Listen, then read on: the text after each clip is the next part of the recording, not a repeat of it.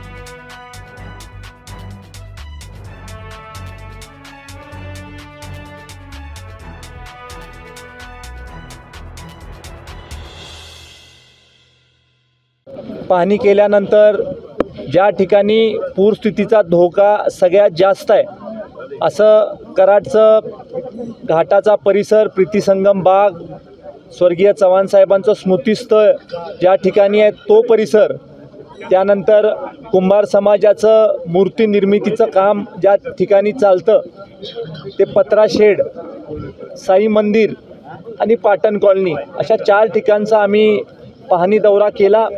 दौरा केल्यानंतर ज्या उपाययोजना प्रशासनाकडनं करणं आवश्यक आहे त्या उपाययोजना प्रशासनाने केलेल्या आहेत। आता कोयना धरणातून 1 लाख क्युसेक प्रमाणे पाण्याचा विसर्ग चालू आहे आणि त्यामुळं पूरस्थितीचा धोका हा आता खूप वाढलेला आहे। त्यामुळं ज्या लोकांना स्थलांतरित करायला पाहिजे त्या लोकांना कुठं स्थलांतरित करायचं, कुठं ठेवायचं याची उपाययोजना आम्ही त्वरित आता दौरा संपल्या आम्ही एक बैठक घेणार आहोत प्रशासनाबरोबर, त्यावेळेस आम्ही निश्चित करणार आहोत। त्याचबरोबर घाटाचा परिसर जो आहे जिथं खरं तर लोक संध्याकाळचं फिरायला, वयस्कर लोक देखील फिरायला, लहान मुलं पण खेळायला इथं येतात, तर हा सगळा परिसर आम्ही आता बंद करण्याच्या बाबतीमध्ये प्रशासनाबरोबर चर्चा केलेली आहे। प्रशासनाच्या देखील त्या सूचना आहे की ह्या परिसरामध्ये लोकांची वाहतूक कमी केली पाहिजे, कारण पाणी इतकं वर आलेलं आहे की एखाद्याचा पाय घसरण्याची शक्यता असते, वाहन वाहून जाण्याची शक्यता असते, पाण्याला देखील प्रचंड प्रमाणावर फ्लो आहे आणि त्यामुळे या गोष्टींची काळजी प्रशासनाच्या माध्यमातून आता घेण्यात आलेली आहे। त्याचबरोबर आरोग्य यंत्रणांनासुद्धा आम्ही हाय अलर्टवर ठेवलेलं आहे, कारण वॉटर बॉर्न डिसीज अशा फ्लड सिच्युएशनमध्ये वाढण्याची शक्यता असते आणि त्यामुळं सगळ्या ज्या आरोग्य यंत्रणा आहेत त्यांना देखील आम्ही सज्ज ठेवलेलं आहे। त्यामुळं सगळ्या यंत्रणा आता कामी लागलेल्या आहेत आणि मला वाटतं की पूरस्थिती निर्माण जरी झाली तरी पूर्णपणे प्रशासन कुठलीही जीवितहानी होणार नाही, कोणालाही एकदम गडबडीत स्थलांतर करायला लागेल अशी परिस्थिती निर्माण होणार नाही।